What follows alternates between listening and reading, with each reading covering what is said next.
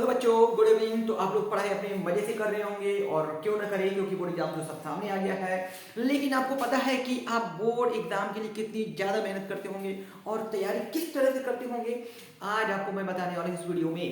Class 10 board maths के लिए no tension. आप मैथ्स की पढ़ाई कैसे करें, तो आप ज़्यादा चिंता मत कीजिए कि प्रैक्टिस आपको कितने कर रहे हैं, कितने आपको क्या लगता है कि बहुत ज़्यादा आप क्वेश्चन सॉल्व कर लेते हैं तो बहुत अच्छे मार्क्स आ जाएंगे, या फिर कुछ ऐसे भी बच्चे होते हैं जो कम मेहनत करते हैं लेकिन उनकी बहुत अच्छी मार्क्स आ जाती है, और कुछ बच्चे ऐसे भी होते हैं जो बहुत ज़्यादा मेहनत करते हैं, दिन भर बुक पे लगे हुए हैं और बना ही रहे हैं, फुर्सत का समय नहीं है, इधर घूमना नहीं, उधर घूमना नहीं, कुछ भी नहीं करना है, बस पढ़ाई पर लगे हुए हैं। तो आप पढ़ाई करें लेकिन प्रेशर के साथ मत कीजिए। आप क्वांटिटी पे मत जाइए कि आप एक दिन में कितने सारे क्वेश्चन सॉल्व कर लेते हैं, कितने सारे सेपरेबल को बना लेते हैं। आप देखिए कि आप कितने अच्छे तरीके से उसको सॉल्व कर लेते हैं। क्या आप कोई शॉर्टकट तरीका यूज करते हैं बनाने के लिए, तो ये सब शॉर्टकट तरीके से बचिए। आपको आज हम बताने वाले हैं कि आप कैसे एग्जाम में अच्छे मार्क्स ला सकते हैं, और मेहनत देखिए करना ही है, बिना ज़्यादा मेहनत किए हुए आप ला सकते हैं। जी हाँ, आज हम आपको बताएंगे। तो ये 10th बोर्ड एग्जामिनेशन 2023-24 के लिए है। क्या लिखा हुआ, study smartly. What does it mean smartly? सब तो स्मार्ट ही है, प्रैक्टिस स्मार्टली, ये क्या चीज है? नो टेंशन इन मैथ्स, लेकिन मैथ्स में ही तो टेंशन होता है। चलिए आज हम आपको बताने वाले हैं कि हम लोग सबसे पहला वर्क है कि क्या आपने एनसीईआरटी की बुक जो है वो बना ली है। जी हाँ, पहला काम आपका ये होना चाहिए कि एनसीईआरटी की और अदर बुक्स को साइड कर दीजिए। आप किस किस राइटर की बुक खरीद के बनाते हैं वो सब साइड कर दीजिए, उसको बनाने की जरूरत है ही नहीं। इसको एग्जाम नहीं है, ये बोर्ड एग्जाम है।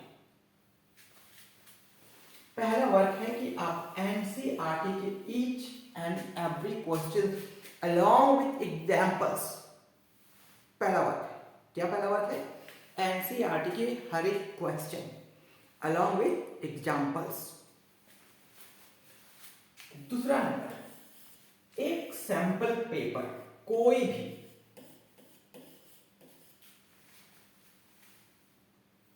सैंपल पेपर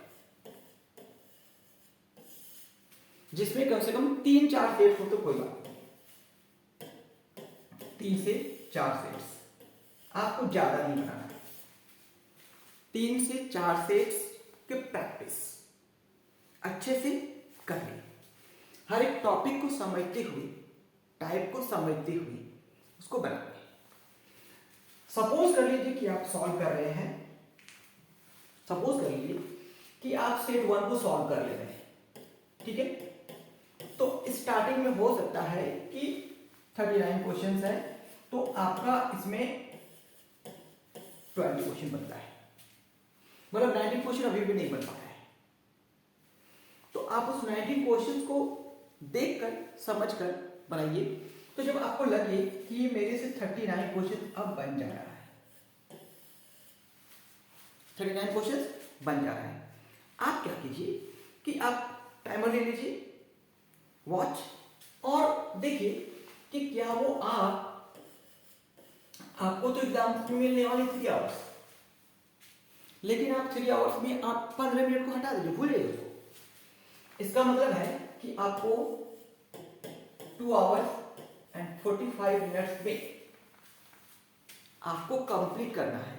तो आप देखिए कि किसी भी सेट को उठाने के बाद, मान लीजिए कि आप उस सेट को बना देंगे बहुत अच्छे से, तो जब आप घर में बनाते हैं तो आप उसमें टाइम नहीं देखते हैं, बनाए जा रहे हो सकता है वो 4 घंटा में बन जाए, 4.5 घंटा में बनाए, अभी 2 घंटा पढ़े, बाद में 2 घंटा पढ़ के बैठा दिए। लेकिन ऐसे नहीं, आप एक ही सैंपल सेट को, एक सेट को बनाइए बस, लेकिन आप टाइम देखिए कि उसमें टाइम कितना देर है, और उसको बनाने का पूरा पूरा प्रोसेस के साथ बनाइए।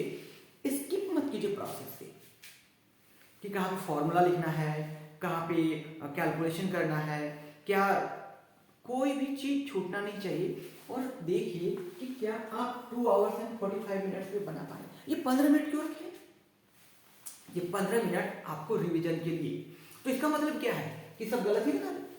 वो कहने का मतलब नहीं है। मतलब ये हुआ कि 15 मिनट्स यदि आप बचा के रखते हैं तो हो सकता है बाय मिस्टेक कोई क्वेश्चन छूट गया हो।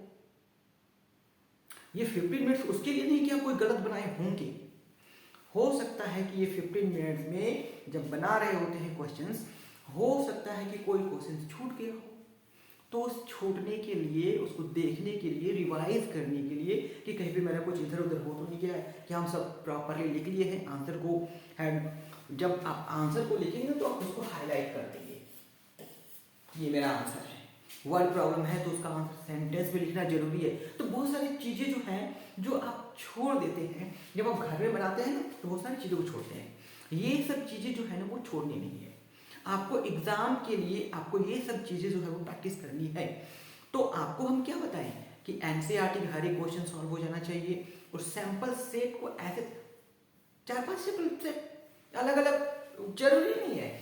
आपको बोले ना एक ही सैंपल सेट खरीदिए, 4 जिसमें 3 या 4 होगा, प्रैक्टिस उसी को कीजिए। लिखने का तरीका सही होना चाहिए, इसीलिए तो बोले study smartly and also practice smartly. आप कितने ज्यादा क्वेश्चंस बनाते हैं, नंबर साल भर तो क्वेश्चन ही बना रहे थे, साल भर तो क्या कर रहे थे, क्वेश्चन ही बना रहे थे ना, कि घूमने जा रहे थे क्या, नहीं ना, बना रहे थे। वो सब चीजें तो आती है, तरीका लिखने का कैसा होगा। और जब आपको तरीके आ जाएंगे लिखने के लिए, प्रोसेस आ जाएगा लिखने के लिए कि क्या आप छोड़ रहे हैं। अब जैसे कि मान लीजिए कि कोई फॉर्मूला यहाँ पे यूज हुआ, अब सपोज कर लीजिए कि यहाँ पे 3 प्लस एक्स का होल स्क्वायर है, जस्ट समझा रहे हैं, या फिर चलिए क्वाड्रेटिक फॉर्मूला कि एक दिया हुआ है X square plus 3x plus 5 is equal to 0। अब इसको चेक करना है, तो चेक करने के लिए तो आपको प्रोसेस के साथ लिखना पड़ेगा कि भाई a इक्वल टू 1, a क्या है, b क्या है, c क्या है, ये सब आप लिखेंगे ना, तो प्रोसेस के साथ। अब इसको जो भी क्वाड्रेटिक फॉर्मूला होता है, अब क्वाड्रेटिक फॉर्मूला होता है कि x is equal to minus B plus minus under root D by 2a। तो बहुत सारे क्या करते हैं ना कि ये सब चीजें जो है वो लिखने से बचाते हैं, और बस फटाफट जो भी क्वेश्चन था वैल्यू डाल के अपना बनाना शुरू कर दे। ये सब चीजों से बचा कीजिए, प्रोसेस के साथ बनाइए।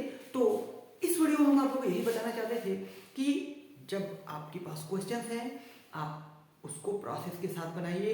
आपके पास 3 घंटा है तो 15 मिनट कम करके बनाइए, और देखिए कि 2 और 45 मिनट में आप एक सेट के क्वेश्चंस को, 39 क्वेश्चन जो रहते हैं वो आप उसको समझकर बना पा रहे हैं नहीं विद प्रोसेस।